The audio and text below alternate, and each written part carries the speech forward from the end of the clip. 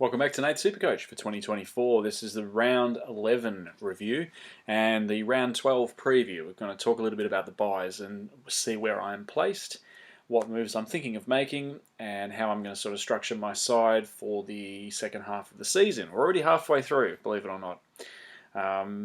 If you're new to the channel, please hit like and subscribe. Every subscriber helps. I want to try and get over 150. That would be good. Spread the word to your friends. Send the channel around, even if it's just have a bit of a laugh after every round at how badly I'm doing, even though I'm purporting to be good at this game. As you can see, my season rank 9,915. I dropped 2,500 spots with a score of 2,203. I don't know what's going on.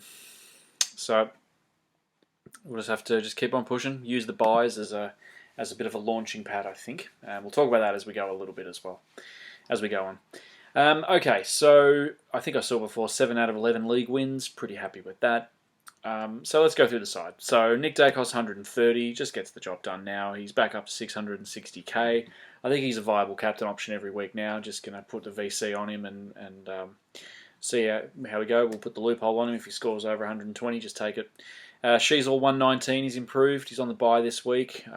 There's probably talk that you could trade him out now at his bye and bring someone else in. But again, we'll talk about that in a second, how we structure around the buys.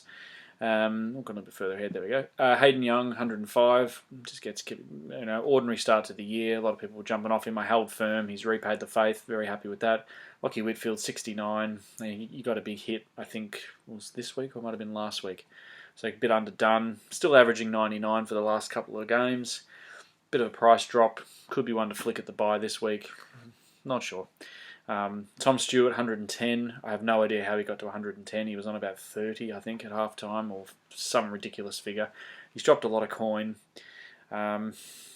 He's one of those players. I think the role is changing now, unfortunately. Could be a bit of a changing of the guard with this game. I think you'll see the likes of Daicos and Luke Ryan and the Sheasels being the sort of more the blue chip defenders going forward, unfortunately, because Stewart's been very, very serviceable. But he still got to 110, so you've got to be happy with that. For someone that was 600,000, he's dropped quite a lot. But still, for someone that's now 480,000, if you've only brought Stewart in, you'd be happy with 110. So Closey, 71. Okay, so I've got some deadwood on the bench. That's clear. So we'll address that as we go through the next couple of weeks. Butters, 113, very nice. Bontempelli, 135, very nice. I took that vice captain score as well. I didn't take Daicos because Daicos played on Friday night. So Bont played Thursday. I'll take the 135 as a VC score any day of the week. Took Miller, 95. A little bit of a drop in his output. I'm not concerned, but I'm a little bit like, this goes to a larger thing where if this just goes to a larger point, like it's round 11, okay, this is the closest I've ever had to a completed side this early in the season in the 10 years I've been playing this game. So if you'd have said to me at the end of round 11 that your midfield would consist of Butters, Bontempelli, Miller, Walsh, Petrarca, Steele, Oliver and Tom Green, and 3 of them fail to break a ton, Steele just sort of trickles over the line, and I've dropped another 2,500 points with that midfield, I would have said you're mad. It's a bit annoying, but can't do anything, I guess, about it. Just got to sort of. Just feels like the one gripe I will have is that it's all about completing your side fast now. Now we've got 40 trades. Now we've got extra this. We've got DPP changes. We've got all this stuff coming in. It feels like the onus now to even just stay up with the leader is you've got to get your team finished. Burn through your boosts early. And as I said, at the end of round 11, I have this.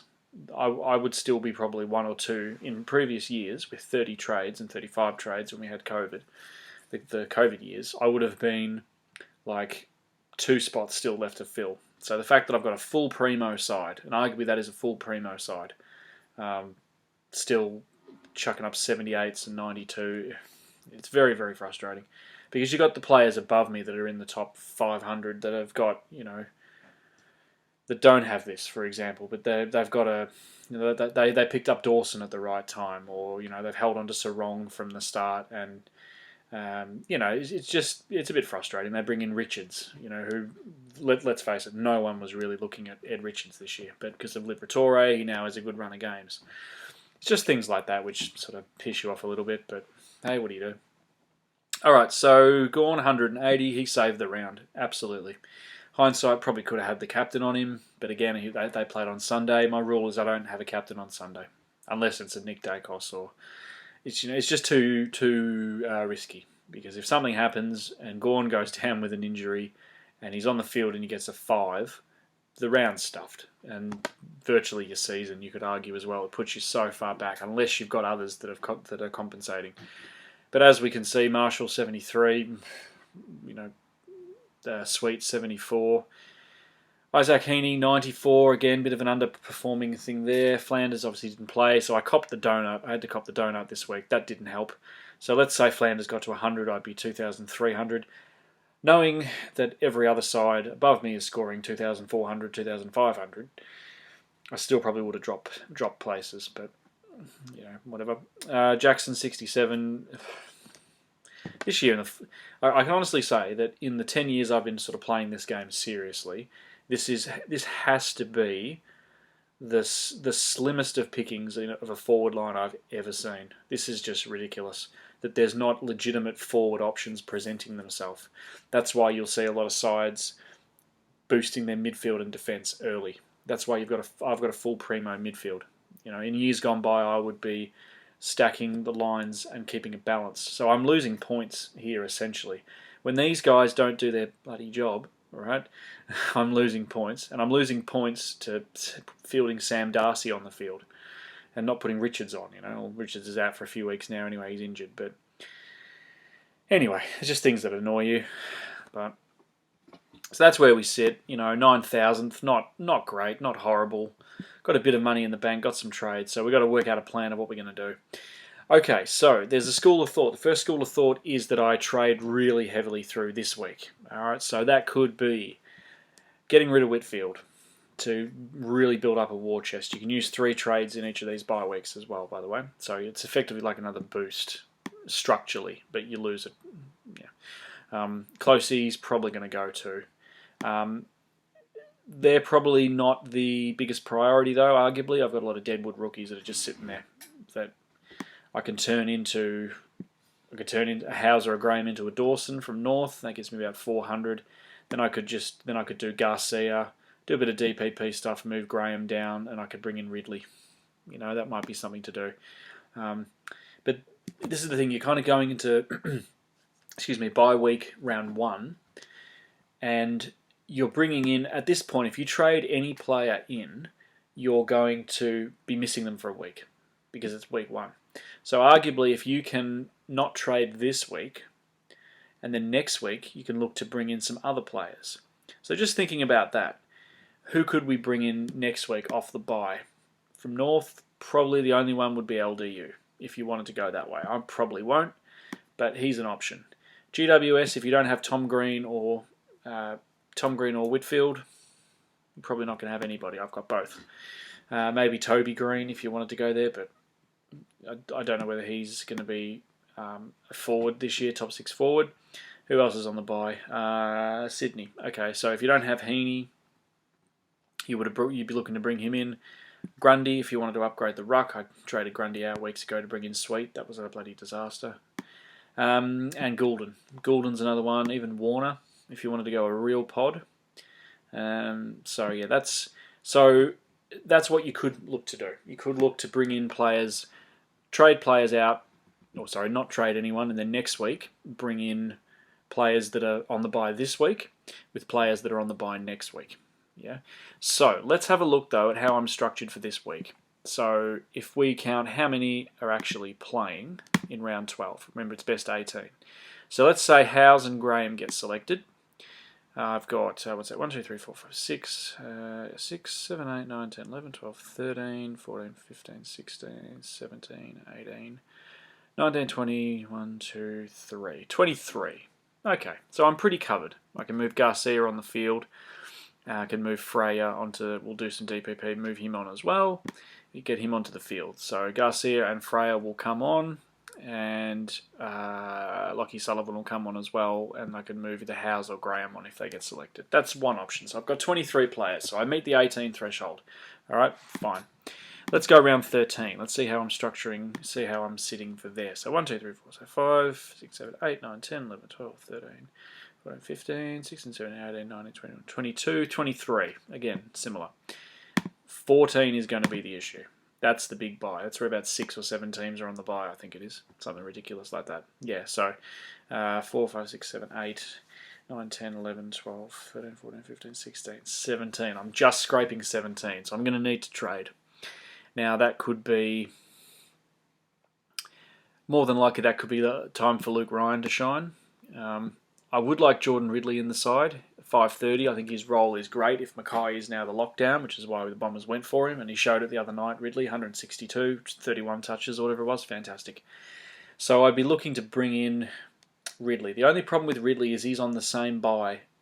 He's on that round 14 bye. So you get, if I brought him in this week, you get him for 2 games and then you miss him. So again, best 18 kind of negates that. So that's something else to consider. And then round 15.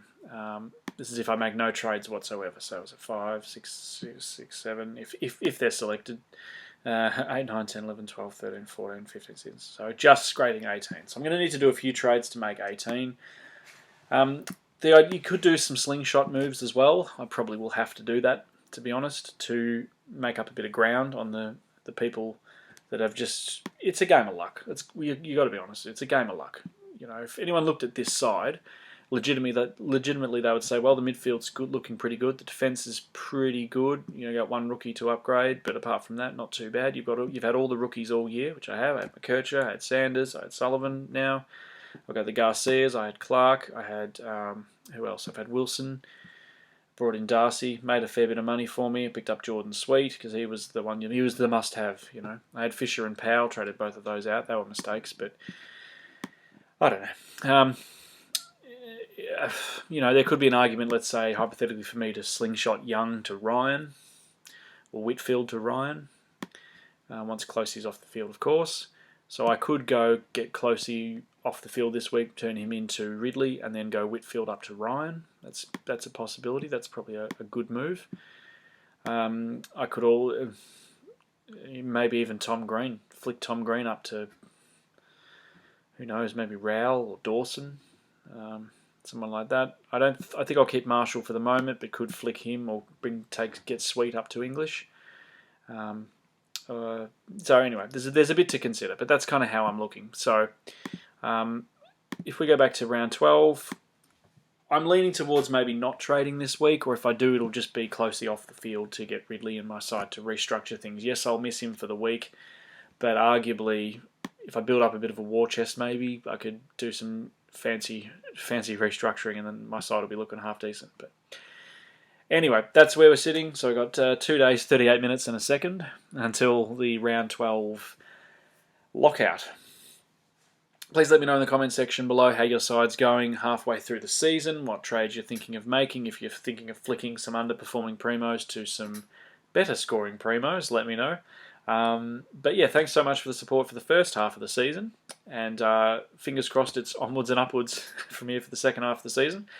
My goal now has been revised to making the top 1,000. That's my goal, and I think it's achievable. It's going to take some pods, point of difference, that no other people have, which are going to absolutely fire from this point of the season on. So, looking at you, Zach Merritt, looking at you, Jordan Ridley, looking at you, Luke Ryan, a few others. Come on, Errol. We need you. Anyway, take care, guys. Talk soon.